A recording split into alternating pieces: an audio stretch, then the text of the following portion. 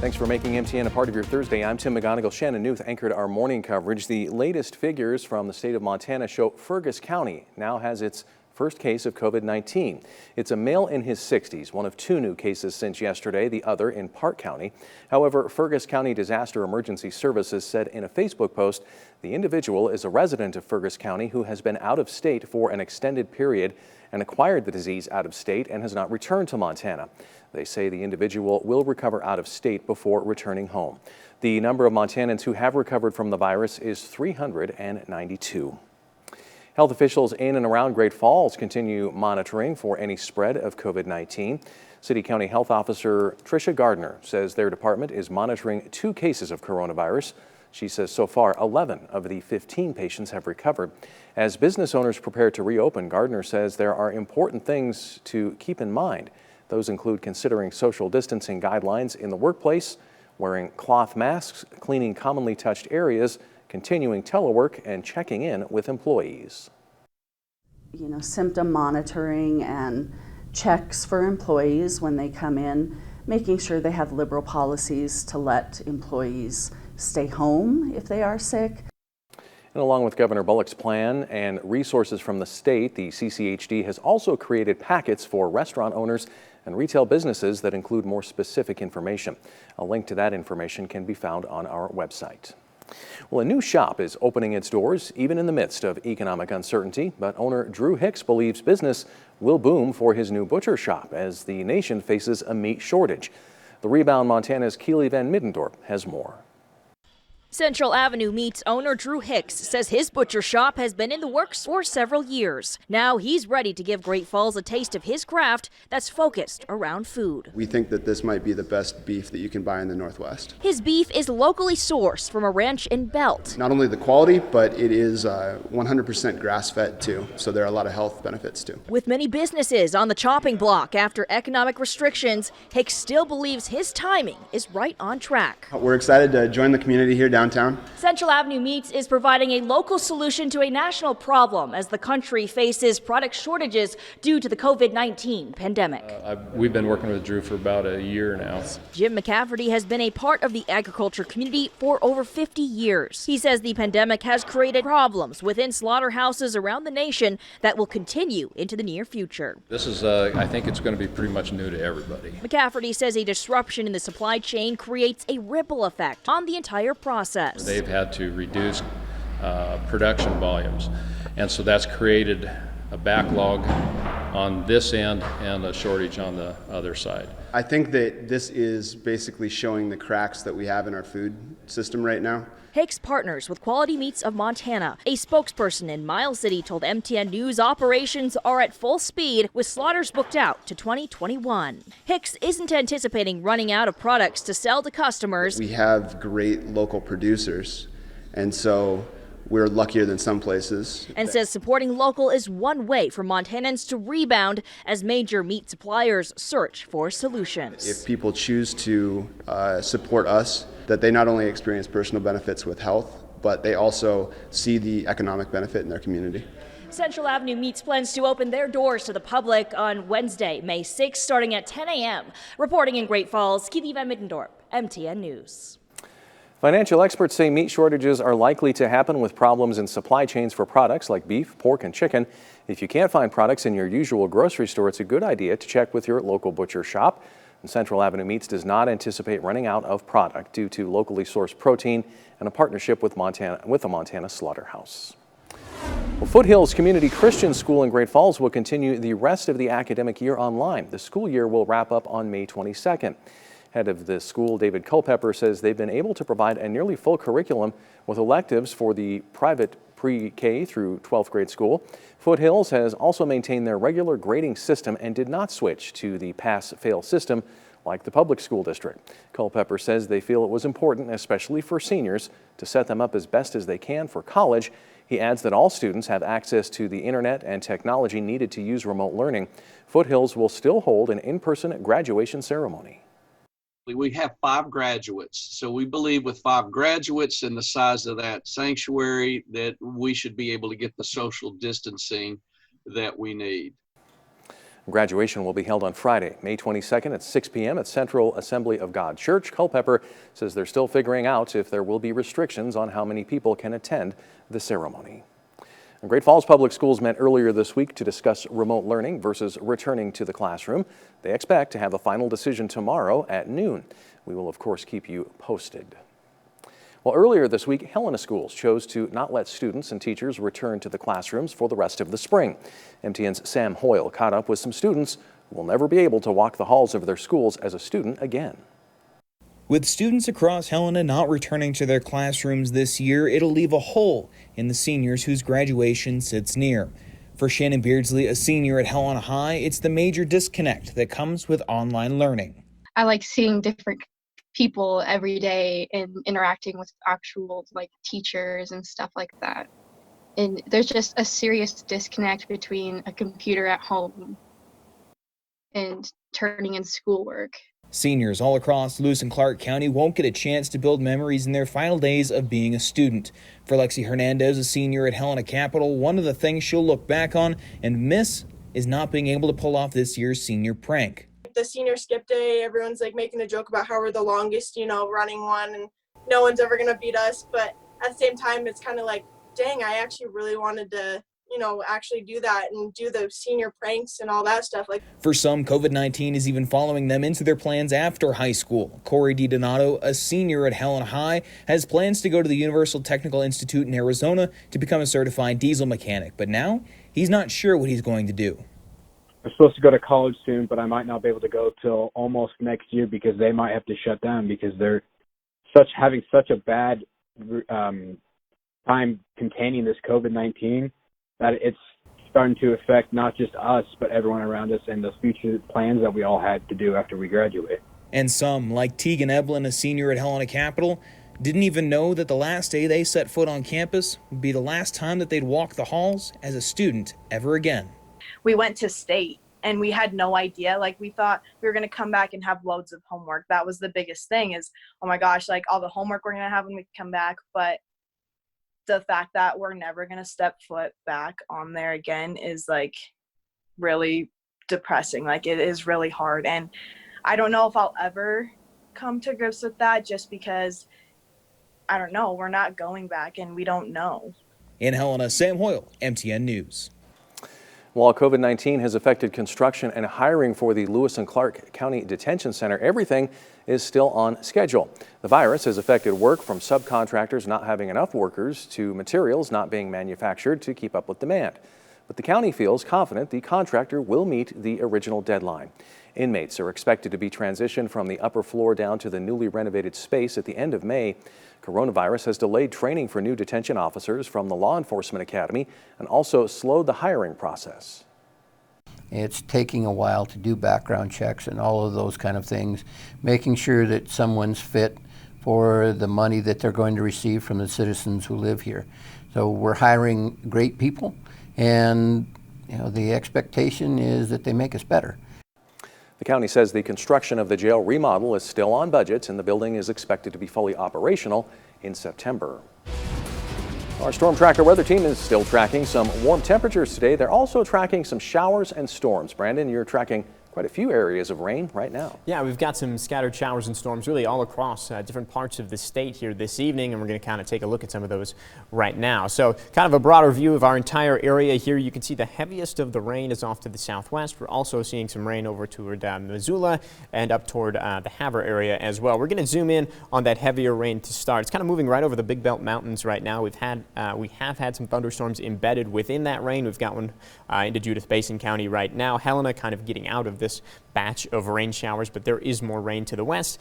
And where we haven't been able to see sustained thunderstorm activity is kind of over toward the Havre-Malta area along the High Line. We've had a couple pop-up storms, but they've been dying out pretty quickly. We're going to kind of zoom back out and just give you a look at future track over the next 3 hours. This is one of our high-resolution models. It just continues to show that shower and thunderstorm activity moving off to the northeast as we head through the evening hours, when we do expect some more storms to be forming here. Now, looking ahead to tomorrow, things are looking quite a bit drier, quite a bit nicer. We'll have more on that in your full forecast.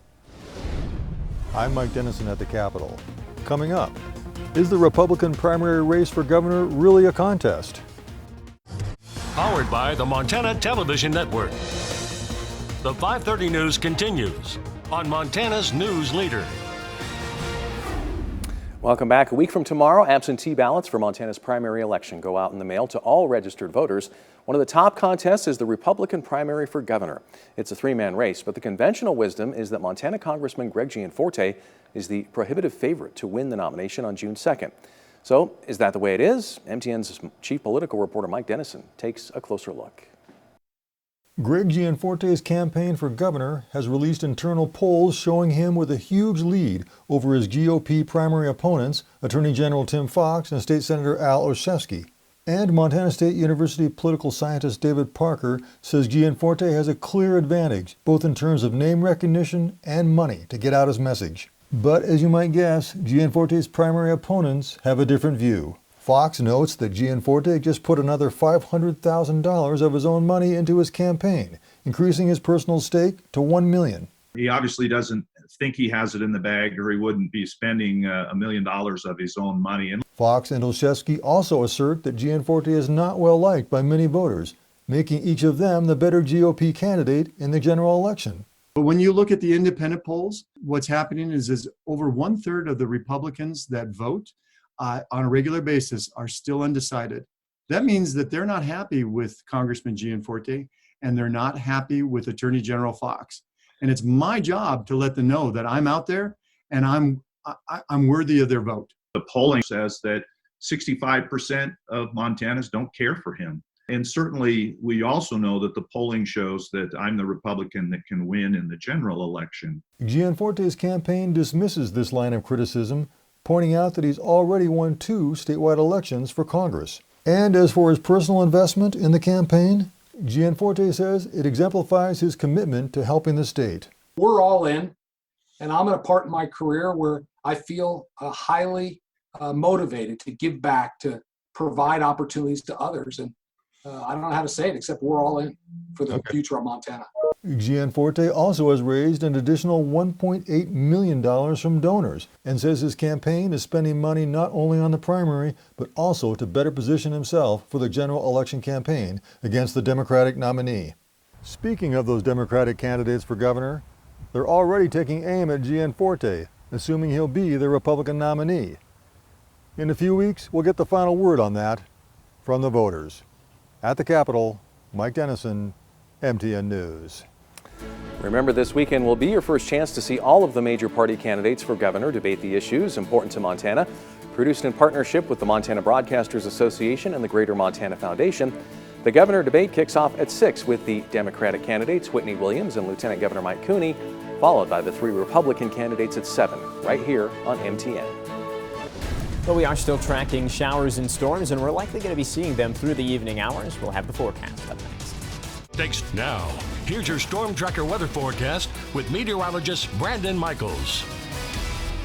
Well, we've been tracking showers and storms through the afternoon hours and now into the evening here, and some of us have picked up a decent amount of rain. Great Falls, that rain was very early in the day, actually before sunrise, but Helena, we picked up a pretty healthy amount from those showers that moved through earlier, even a couple of reports of some pea-sized hail in parts of the Helena Valley, so some decent precipitation, some much-needed rain there, and we are, of course, still tracking showers in that area. For the most part, the heaviest of that rain has pushed away from Helena, now pushing into Marr County, kind of on the lee side of the Big Belt Mountains there. Going to be drifting in toward the Little Belts fairly soon, also tracking a good amount of moisture up into Judith Basin County, and we showed you these at the top of the show, kind of right along Highway 2 here. We are seeing some pop-up showers, maybe a little bit of sprinkle activity toward, that's Malta right there, but just some scattered activity still lingering, and if you look off to the west, we've got more moisture, and we've definitely got the potential for more storms to develop as we head through the evening hours, and that's what we're going to be tracking as we head through time here. So let's do that with Future Track. We're going to stop it at about 9 p.m.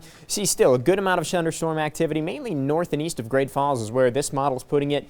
You can expect that to change a little bit, and apparently this model's just going to change randomly while I show you it. So here's what we're looking at 9 p.m. But the moral of the story here is that we're going to continue to track showers through the evening hours. By the time we get to tomorrow morning here, we're looking at a little bit of rain still lingering in northeast Montana, but most of us have clear skies. We're going to start the day off sunny. I do think by the afternoon hours we're going to see a little bit more cloud cover than what's being shown here, so partly cloudy skies expected for our Friday, but no rain. We're going to be staying nice and dry for tomorrow. As far as temperatures are concerned, not quite as warm tomorrow for most of us. In general, temperatures are starting to fall a little bit. 67 right now in Great Falls, 62 in Geyser, 66 in Cutbank. Still very warm off to the east, though. It is 80 in Havre. We've seen, in Glasgow, 71 right now in Havre. We've seen the temperatures in Havre fall quite a bit as that little batch of showers has moved a little bit closer to you. As far as overnight lows, 51 in Glasgow, 50 in Jordan, 46 for Havre and Fort Benton, and 40 for the overnight low temperature in Great Falls. Through the day tomorrow, not as much of a warm-up as we've seen today, and definitely not as much as what we saw yesterday. We're looking at temperatures topping out in the mid-50s to around 60 degrees by the afternoon. We're going to take a look at the actual high temperatures we're expecting right now. 57 for Lewistown, 59 for Hayes, 63 in Fort Benton and Great Falls, 65 in Helena, and 66 for the high tomorrow in Jordan. Winds not too bad, a little bit breezier off to the east where we could see some wind gusts as high as about 30 miles per hour. But in general, most of us are going to be in that about 20 mile per hour range for winds. Let's go through the 7-day forecast now because we've got some more chances for rain here heading our way. Partly sunny skies for our Friday. By Saturday, mostly sunny, but a couple of pop-up showers into the afternoon and evening. Another chance for some scattered showers and storms on Sunday. Mostly cloudy skies on Monday, again on Tuesday, and in general some calmer and kind of cooler weather as we head into next week. Pretty close to normal temperatures running in the low to mid 60s for high temperatures. Still tracking some rain showers tonight, but will be partly cloudy for Helena tomorrow with a high of 65 degrees. Again Saturday, mostly sunny to start the day. A couple of clouds and maybe a shower or two rolling in into the afternoon, and then more showers and even a few thunderstorms into the day on Sunday. Mostly cloudy Monday, mostly sunny by Tuesday, and then a mix of sun and clouds to close out the forecast on Wednesday and Thursday. Tim? Thanks, Brandon. It may be a while before we hear gentlemen start your engines. Until then, one popular Montana speedway is undergoing some changes. We'll fill you in after the break. Powered by the Montana Television Network. The 5:30 news continues on Montana's news leader. The Electric City Speedway is under new ownership and working through the challenges of holding races during the COVID-19 pandemic. L&B Speedway Company purchased the track from previous owners Dan and Barb Mann earlier this year and has started the process of upgrading the track and renovating the facilities. According to track manager Russ Enos, they've already had to cancel the first few weekends of racing, but are working on plans to return to the track during phase 2 of the governor's reopening plan. Our plan at this point is hopefully during the second phase of the reopening to have racing without fans and do live pay-per-view simulcast. We won't be able to have spectators on site until phase 3 at the earliest, and we really don't have a timetable for that, but we're really looking forward to having people back here and see our friends. The Electric City Speedway is targeting late May for its season opening race, which will be broadcast live on Speed Sport TV. Well, people are asked to open up their hearts and pocketbooks once again to support nonprofits through the Greater Helena Gives. The annual 24-hour event is put on by the Helena Area Community Foundation.